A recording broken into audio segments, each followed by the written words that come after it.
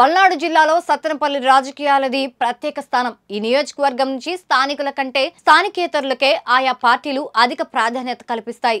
YCP ఆవిర్భావం నుంచి సత్తెనపల్లిలో Ambati Rambabu party బాధ్యతలు చూసుకునేవారు. 2014 ఎన్నికల్లో టీడీపీ అభ్యర్థి కోడెల శివప్రసాదరావు చేతిలో స్వల్ప ఓట్లతో ఓడిపోయిన అంబటి ఆ తరువాత 2019 ఎన్నికలలో భారీ మెజారిటీతో గెలిచి మంత్రిగా కూడా బాధ్యతలు చేపట్టారు. అయితే ఇప్పుడు అధికారం పోయాక మళ్లీ కష్టాలు మొదలయ్యాయి.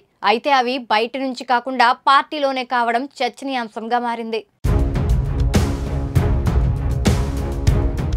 సత్తెనపల్లిలో ఎమ్మెల్యేగా అంబటి రాంబాబు గెలిచినాటి నుండి ఆయన చుట్టూ అన్ని వివాదాలే. అయితే పార్టీ తరఫున గట్టిగా వాయిస్ వినిపించే అతి కొద్ది మందిలో అంబటి ఒకరు కావడంతో ఆయనపై ఎన్ని ఫిర్యాదులు వచ్చినా అధిష్టానం పెద్దగా పట్టించుకున్న దాఖలాలు లేవు. 2024 ఎన్నికల ముందు నియోజకవర్గంలోని రాజకీయ ప్రముఖులు అంబటికి టికెట్ ఇవ్వొద్దని అధిష్టానానికి ఎన్నిసార్లు మొరపెట్టుకున్నా వారి మాటలను పెడచెవిన పెట్టి అధిష్టానం మళ్లీ అంబటికే అవకాశం కల్పించింది. గత ఎన్నికల్లో కూటమి హవాలో టీడీపీ అభ్యర్థి కన్నా లక్ష్మీనారాయణ చేతిలో ఆయన ఘోరంగా ఓడిపోయారు.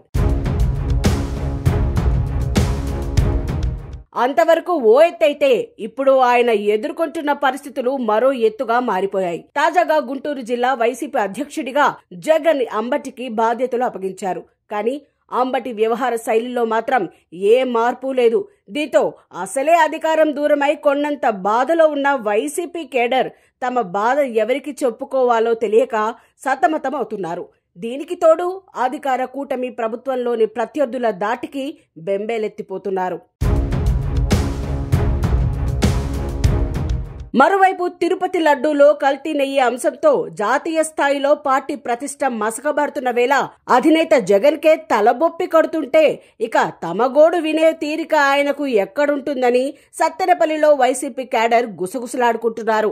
అందుకే తలో దారి చూసుకోవడం మంచిదని వారంతా పక్కచూపులు చూస్తున్నారు.